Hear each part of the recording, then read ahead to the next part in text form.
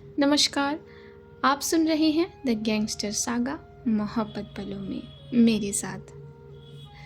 पिछले एपिसोड में हमने जाना था कि मोम के कहने पर जब कविशा अमाल को थोड़ा सा स्पॉन्ज करने गई थी, उसके कपड़े बदलवाने गई थी, उसे बाथरूम में लेकर गई थी और शुरू ही किया था उसकी बॉडी को वाइप करना कि कविशा की आंखों से आंसू गिरने लगे थे, रुकने का नाम नहीं ले रहे थे। वो बहुत भावुक हो गई थी। अमाल के ज़ख्मों को देखकर दिल में दर्द हुआ था कविशा के। ये गहरी मोहब्बत की निशानी दी थी कविशा ने। अमाल को बिल्कुल भाया नहीं था यूं कविशा का रो जाना। उसने उसके चेहरे को पकड़ लिया था अपने दोनों हाथों में और अपने लबों से उसके लबों को चूम लिया था।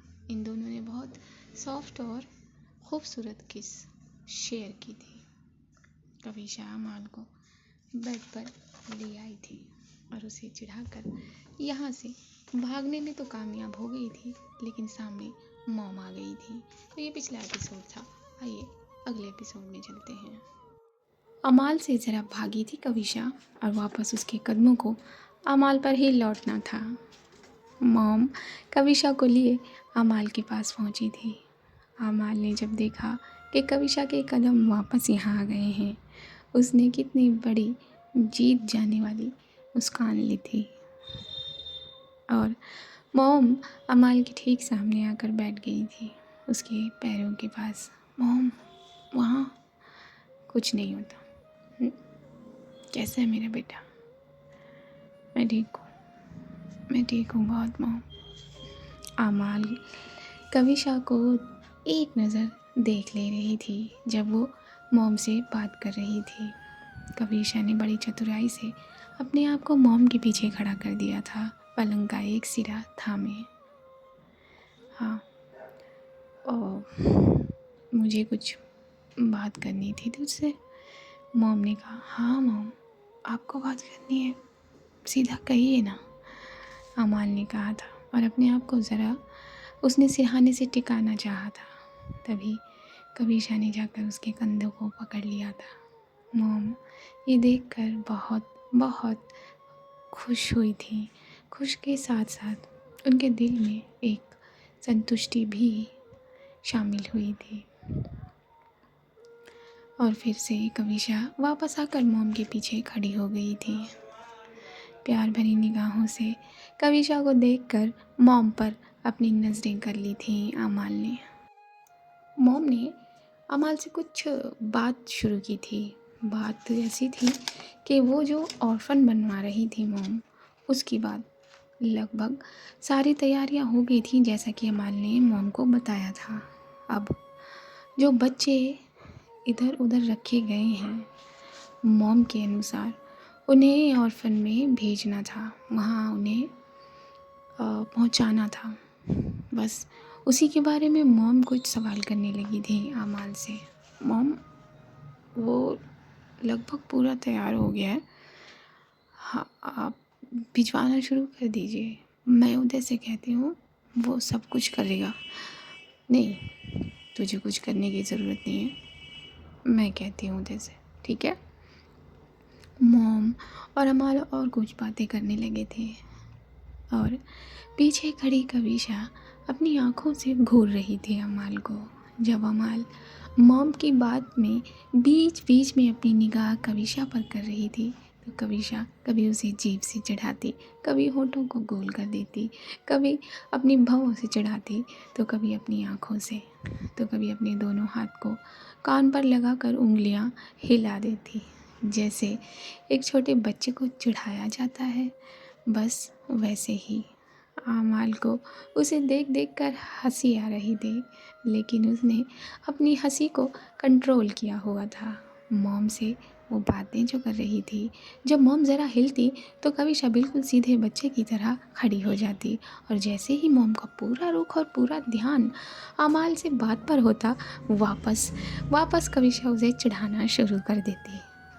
इसी तरह मॉम ने काफ़ी देर तक अमाल से बात की थी, सभी चीज़ों को व्यवस्थित ढंग से वहाँ लगाने की बात की थी।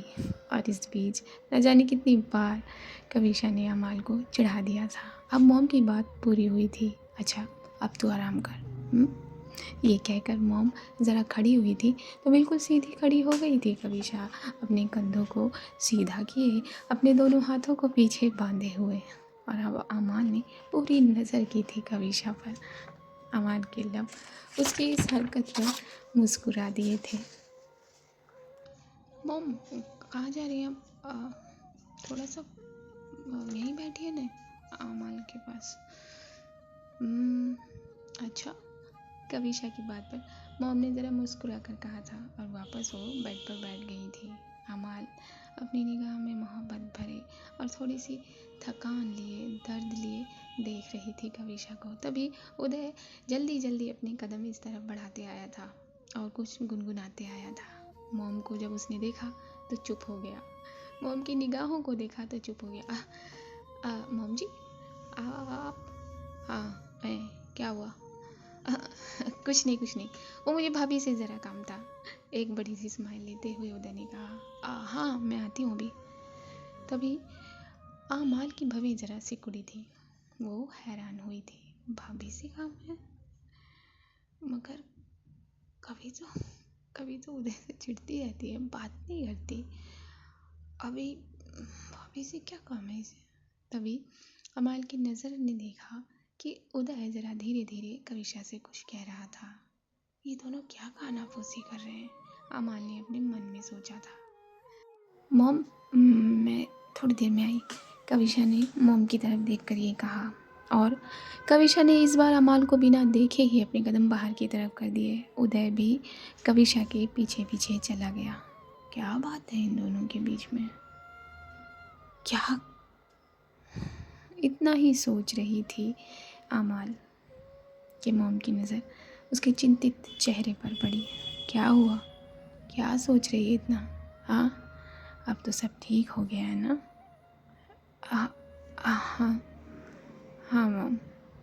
अब मॉम ने ज़रा अमाल के चेहरे पर प्यार से हाथ फेरा था, उसके माथे को छुआ था। मॉम ने अपना चेहरा थोड़ा सा आगे करके अपनी बेटी अपनी जगह के टुकड़े को माथे को चूम लिया था। मॉम? हाँ? कविशा की पुकार पर कहा था मॉम ने। आपसे कुछ बात करनी थी। हाँ बोल। मॉम जो वो गोल्ड हॉर्स का मेंबर था जिसने बाबा पर गोली चलाई थी, क्या उसके कांटेक्ट में बहुत पहले से थे बाबा? मॉम ने ये सवाल अचानक सुनकर ज़रा हैरानी से देखा था अमाल को। तेरे बाबा उसे बहुत पहले से जानते थे, बहुत पहले से। यहाँ तक कि उन दोनों के बीच में कई बातें भी हुई थी, लेकिन इस तरह का कुछ नहीं था। फिर एक दिन अचानक से मुझे ये खबर मिली और तेरे काका ने बताया कि ऐसा हुआ है। लेकिन अगर उन्होंने बाबा पर गोली, सिर्फ बाबा पर गोली ही क्यों चलाई? अगर उन लोगों को बाबा का गैंग ख़त्म करना था तो सिर्फ बाबा को ही क्यों? पूरे गैंग मेंबर्स पर उन लोगों ने वार क्यों नहीं किया? ये तो मैं भी सोचती हूँ बेटा, बिल्कुल सोचती हूँ। लेकिन तेरे बाबा उस गैंग के जान थे। अगर दूसरे शब्दों में ये कहूँ कि वो गैंग जिंदा ही था तेरे बाबा से, तो शायद इसलिए मेरा दिल वहीं रुक जाता है। आगे सोचने की वो ज़रूरत ही नहीं करता। हाँ आप ठीक कह रही हो मॉम। क्या हुआ? तू आज अचानक ये सवाल क्यों कर रही है? मॉम मुझे पता नहीं क्यों ऐसा लगता है कि कुछ तो बात है जो हमें अभी तक मालूम नहीं, पता नहीं। क्योंकि उसके बाद गोल्ड हॉर्स के गैंग ने हमें तलाशा तक नहीं। अगर ऐसा कुछ होता तो क्या वो हमें तलाश कर हमें परेशान नहीं करते? हाँ, ये बात भी ठीक है, लेकिन वो हमें परेशान करके क्या कर लेते? उन्हें यही लगा होगा कि उस घर का मर्द चला गया, अब वो कर ही क्या सकते हैं। आपने ठीक कहा माँ, लेकिन भूल गए कि मैं अपने बाबा की बेटी हूँ। उनको ढूंढ ढूंढ ढूंढ कर तलाश करके ख़त्म कर दूंगी। बस अभी ये सब सोचने की ज़रूरत नहीं है। अभी आराम करने की ज़रूरत है। चल, अब तू आराम कर। मॉम, हाँ, क्या मैंने? नहीं, तूने कुछ नहीं किया गलत।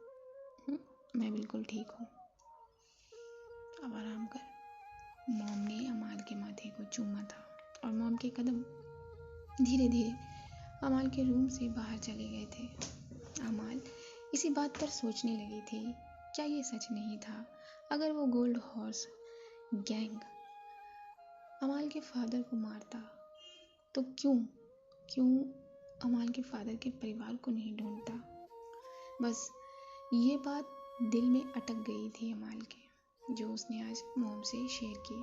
तभी उसे कविशा का ख्याल आया, ये कहाँ चली गई और उदय से क्या बातें कर रही है? उदय और कविशा बात कर रहे थे। भाभी, उनमें से एक को तो हमने पता लगा लिया है, एक का, और उसे बस पकड़ने ही वाले हैं। आप देखना, उसकी चमड़ी उसकी बदन से मैं अलग कर दूंगा। जिसने भी मेरे बॉस पर गोली चलाई है, उसकी उंगलियां मैं ट्रिगर पर चलने लायक छोड़ूंगा ही नहीं। कविशा की आंखों में भी आक्रोश आ गया था और उसी आक्रोश के साथ उसने उदय को देखा था। हाँ, तुमने ठीक कहा, जल्दी पता करो। जैसे ही वो मिलता है मुझे बताना। और ये किस गैंग के मेंबर है? भाभी, ये कोई गैंग वैंग नहीं है, ये तुच्चा सा एक 2 कौड़ी का गिरोह है। बॉस ने इनको पीटा था, बस इसीलिए ये मर्द हाथ नहीं लगा पाए बॉस को, तो इनकी ईगो हर्ट हो गई और इन्होंने पीछे से वार किया बॉस पर। ये उसी ज़मीन पर कब्जा करना चाहते थे जहाँ बॉस हॉस्पिटल की नींव रखवा रही है ना, वहीं पर। आप आप चिंता मत करो, मैं देख लूँगा इन्हें। लेकिन तुम मुझे बताना, और अगर तुमने नहीं बताया तो मैं नहीं ऐसा हो सकता है कि मैं अपनी भाभी की बात ना मानूं, भाभी की बात टाल दूं। नहीं, मैं अभी आपको ही बताया ना मैंने, तो मैं बस जैसे ही अगली खबर मिलेगी आपके कानों तक पहुंचा दूंगा। डोंट वरी भाभी। अरे, उदय के इस डोंट वरी पर कविशा ने जरा अपनी भौं को उचकाकर उसे देखा था। वो चीख रहा हूँ अभी, अपनी गर्दन खुजाते हुए उदय ने एक हल्की सी मुस्कान लेकर कहा, ठीक है, अच्छा मैं चलती हूँ ज़रा। कविशा ने उदय से ये कहा था और वो आगे बढ़ गई थी किचन की तरफ, जहाँ मॉम के पास मम्मी प्रिया के साथ आ गई थी। अच्छा बहन जी, अब हमें जाने की इजाज़त दीजिए। ज़्यादा दिन बेटी के ससुराल में रहना ठीक नहीं है। अरे, कैसी बात कर दी समधन जी। हाँ,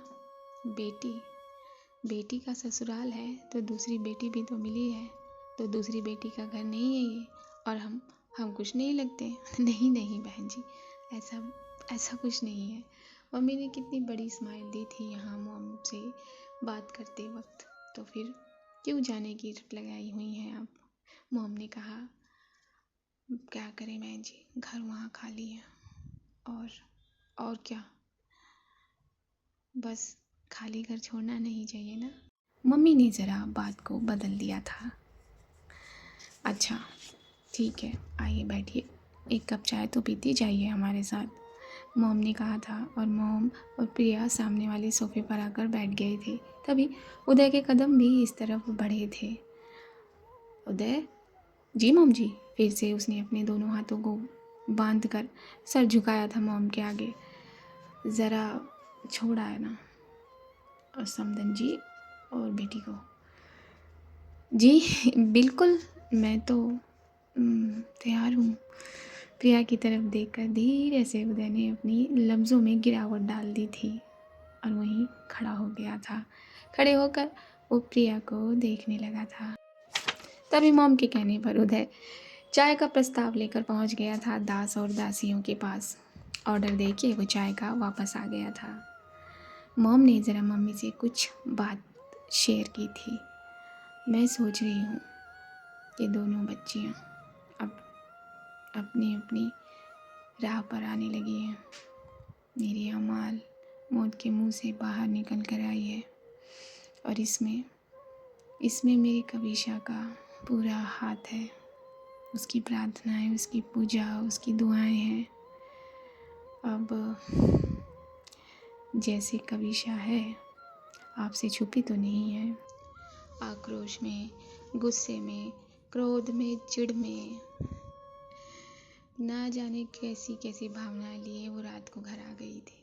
पंडित को अपने साथ लिए और बस मेरी अमाल को नींद से उठाया और फेरे ले लिए। तभी मैं समझ गई थी कि लायक तो यही है मेरे अमाल के। क्या कर सकते थे, ना आप कुछ कर सकती थी ना मैं, लेकिन इतनी तीव्रता तो होनी चाहिए। पसंद है मुझे। तो मैं अब सोच रही हूँ वो जो 4 फेरे लिए थे उसने, उन्हें 7 करवा दूँ। ये सुनकर मम्मी मॉम की बात को समझ गई थी और उनके चेहरे पर बहुत बड़ी चमक आ गई थी। प्रिया भी कुछ कुछ समझकर मुस्कुराने और खुश होने लगी थी। उसकी खुशी को देखकर उदय ऑटोमेटिकली ही खुश होने लगा था। बस पंडित जी से एक अच्छा सा मुहूर्त निकलवाती हूँ जल्द से जल्द, और इन दोनों के पूरे 7 फेरे करवा ही देते हैं। मैंने सोचा अपनी समधन से ये जरा साझा कर लूँ। बिल्कुल बहन जी, आप जो सोच रही हैं बिल्कुल सही सोच रही हैं। इनसे इन दोनों का रिश्ता और मजबूत हो जाएगा और ये दोनों एक दूसरे से बहुत प्यार भी करने लगेंगे और एक दूसरे को समझने लगेंगे, एक दूसरे का साथ देने लगेंगे। तभी रूह के कदम भी इस तरफ बढ़ गए थे और वो फट से आके मॉम के बगल में बैठ गई थी। क्या बातें हो रही मॉम? शादी की? किसकी? तेरी एके की। एके की? बट क्या आप लोग दूसरी शादी करने जा रहे हैं एके की? चुप पागल। फिर अरे तेरी भाभी के साथ 4 ही फेरे हुए ना, तो बस पूरे 7 करवा देते हैं। क्या? सच मॉम? हाँ हाँ सच। हाँ बिल्कुल बिल्कुल करवाते हैं ना। बहुत, फिर तो बहुत मज़ा आएगा मॉम। हाँ, मॉम ने इतनी खुश रूह के गाल को सहलाया था और अब रूह अपनी जगह से उठ गई थी और उठकर वो किचन की तरफ गई थी। किचन में देखा था तो कविशा कुछ बना रही थी, शायद काढ़ा, और वो जल्दी जल्दी अपने कदम लेकर अपनी भाभी की तरफ चली गई थी। क्या बना रही हैं भाभी आप? हाँ, अरे कुछ नहीं, बस काढ़ा। मेरी एकी के लिए? हाँ, एकी के। हाँ हाँ, बोलो ना भाभी, पूरा बोलो। हाँ, तुम्हारी एकी के लिए। नहीं, अब तो आपकी भी एकी हो जाएंगी ना, मतलब हो तो गई होंगी, कुछ तो हुआ होगा ना। चुप बदमाश। कविशा ने एक टैप किया था रूह के सर पर और वो काढ़े में कुछ और पत्तियां डालने लगी थी। वैसे आपको एक बहुत बड़ी न्यूज़ बताऊं? कौन सी न्यूज़? कविशा ने अपना चेहरा रूह की तरफ मोड़ा था और अपनी भवें सिकोड़ी थी। आपकी शादी कराने की सोच रहे हैं क्या? रू, मजाक नहीं। मजाक क्यों करूँगी मैं भाभी? हाँ, शादी करवा रहे हैं आपकी? रू, अरे मतलब आपने 4 फेरे लिए ना मेरी एके के साथ, तो आपकी मम्मी और मॉम वो 4 फेरे साथ करवाना चाहती हैं। जैसे ही कविशा के कानों में रूह के ये शब्द गए, उसका हाथ रुक गए उस पानी में और कुछ जड़ी बूटियाँ डालने से, और उसने रूह को देखा अपनी बड़ी बड़ी आँखों से। रूह ने भी अपनी आँखों को बड़ा बड़ा किया और गर्दन को हाँ में हिलाया, होंठ को पिचकाते हुए। क्या क्या क्या कहा तुमने? हाँ, अब आपकी और मेरी एके की शादी होगी। शादी के साथ साथ मतलब पूरी शादी होगी। आपने 4 ही फेरे लिए ना, तो अब 7 कराने वाले हैं।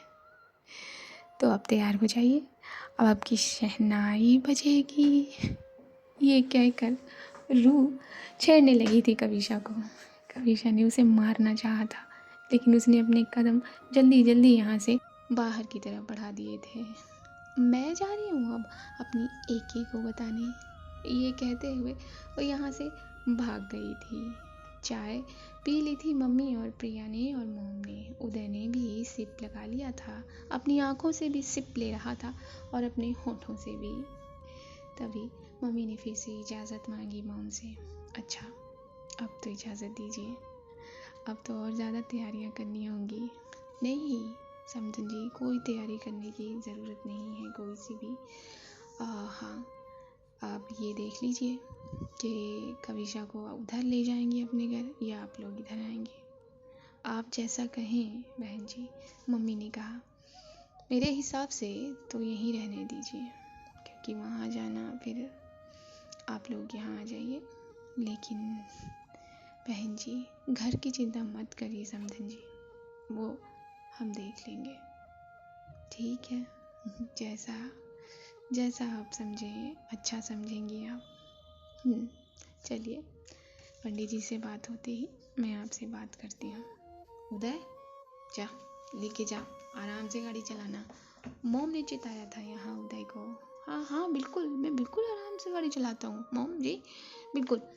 आइए ना मम्मी, चले। प्रिया की तरफ देखकर सॉफ्टली अपनी आवाज़ निकाली थी उदय ने, और ये लोग गाड़ी की तरफ बढ़ गए थे। वाह मम्मी, मतलब दी की दोबारा शादी होगी, मतलब अच्छे से होगी। हाँ, बहुत मज़ा आएगा मम्मी। हाँ हाँ चल। और ये लोग गाड़ी में बैठकर अब घर की तरफ हो गए थे। वहाँ रूह पहुँच गई थी अमाल के पास। एके, हाँ आप एके, आप ठीक तो हो ना? हाँ हाँ मैं ठीक हूँ, आजा बेटा। बस यही कहने की देर थी अमाल की कि रूह जाकर उसके ठीक करीब बैठ गई थी। रूह ने एके के ज़ख्मों को देखा था, जो उसके बहुत बारीक कुर्ते से नज़र आ रहे थे। ज़ख्म इन द सेंस बैंडेज। क्या हुआ, ऐसे क्या देख रहा है मेरा बेटा? कुछ नहीं है क्या? बहुत दर्द हो रहा होगा ना? नहीं, बिल्कुल नहीं हो रहा। झूठ? अच्छा, तुम्हारी एके को दर्द हो सकता है? कितने मुलायम शब्द थे अमाल के अपनी बहन से बात करने के लिए। फट से रूह उसके कंधे पर अपना सर रख चुकी थी। क्या हुआ? कुछ नहीं। एके, आई लव यू, रूह ने कहा था। आई लव यू टू मेरा बेटा। अच्छा रूह, हाँ एक बात बताओ। हाँ एके, विनय विनय के बारे में कुछ अटपटी बातें लगी तुम्हें जब तुम उसके साथ कॉलेज में थी? क्या हुआ है कि आप ये सवाल? नहीं बेटा, बस जो मैं पूछ रही हूँ उसका जवाब दो। नहीं, नहीं है कि वो बिल्कुल नॉर्मल और बिल्कुल साधारण लड़का है। रू ने जवाब दिया था। अच्छा, उसकी दिनचर्या में तुम्हें कुछ अटपटा लगता था? नहीं है कि उसका दिनचर्या हमारे ही तरह था। मतलब जैसे सुबह कॉलेज जाना, हमारे साथ कॉलेज में पूरा वक्त रहना, उसके बाद अगर वीकेंड पर कहीं मूवी देखने जाना तो हमारे साथ जाना। तुमने जब तुम उसके साथ कहीं जाया करती थी तो आसपास कुछ ऐसा देखा था, ऐसे लोग जो बहुत अलग हो? नहीं है कि कभी नहीं। ठीक है। अमाल और रूह बातें ही कर रहे थे कि कविशा काढ़ा लेकर रूम में आ गई थी और उसके कदम दरवाजे पर ही रुक गए थे जब उसने रूह को अमाल के सीने पर पाया था। उसकी निगाह में कितनी शालीनता थी। उसी शालीनता के साथ वो अमाल को देख रही थी। अरे भाभी, आओ ना, सीने से सर उठाकर अमाल के कहा था रूह ने। लेकिन अमाल ने अभी भी अपनी रूह को अब थामा हुआ था अपनी बाहों में। हाँ, कविशा धीरे धीरे वो काढ़ा लिए आगे बढ़ी थी। अरे मैं तो भूल ही गई। रूह ने अपने सर पर टैप किया। क्या हुआ? मैं जो बात आपको बताने आई थी वो तो मैं भूल ही गई। क्या है कि आप अपनी बातों में उलझा लेते हो। मैंने क्या किया? आपको एक बहुत नहीं, बहुत अपने हाथों से वो बड़ा आकार बनाती चली जा रही थी।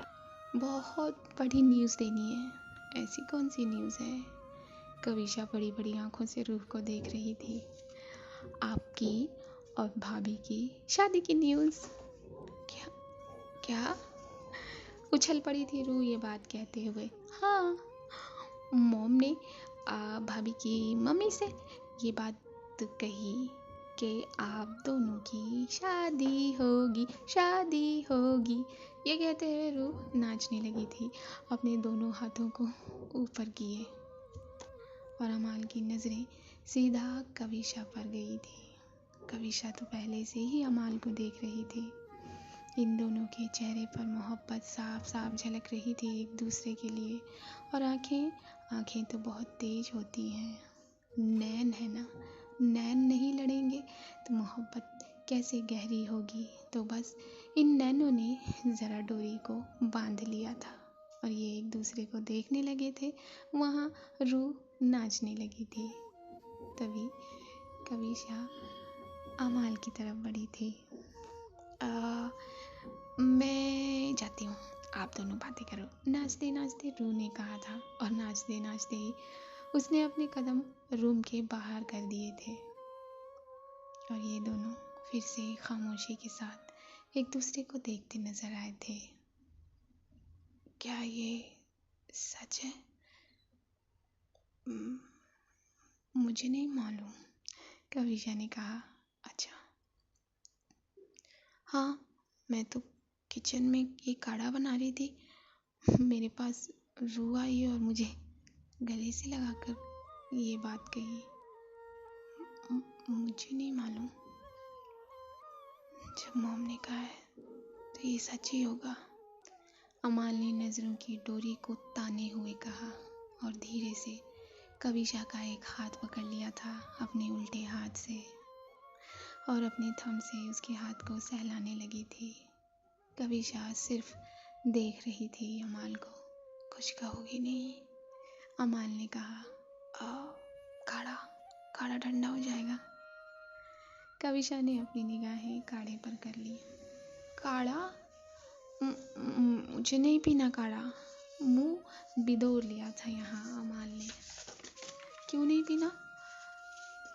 पीना पड़ेगा, ये कहकर अपना हाथ छुड़ाना चाहा था कविशा ने अमाल के हाथ से, लेकिन अमाल ने ढील ही नहीं दी। आप छोड़ो। नहीं, एक तो तुम इतना दूर दूर रहती हो, ऊपर से फिर ये काढ़ा बना लाती हो, पता है ये कितना कड़वा होता है। हाँ तो क्या हुआ, कड़वी चीज़ें सेहत के लिए अच्छी होती हैं। नहीं, ये सब चीज़ों पर लागू नहीं होता, अमाल ने कहा। अच्छा, सब चीज़ों से मतलब? सब चीज़ों से मतलब तुमसे। क्या क्या कहना चाहती हो कि मैं कड़वी हूँ? कविशा ने तिरछी गर्दन कर ली थी अपनी और अपनी निगाहों में बहुत बहुत तेजी वाली करारी वाली नज़र रखी थी। नहीं नहीं, मैंने ऐसा नहीं कहा, लेकिन मुझे ये काढ़ा नहीं पीना प्लीज़। कभी कुछ नहीं होगा, थोड़ा सा कड़वा ही तो है। हाँ, और मैं हूँ ना।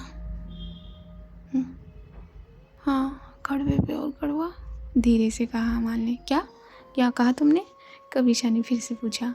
कुछ नहीं, मुंह बना लिया था यहाँ अमाल ने।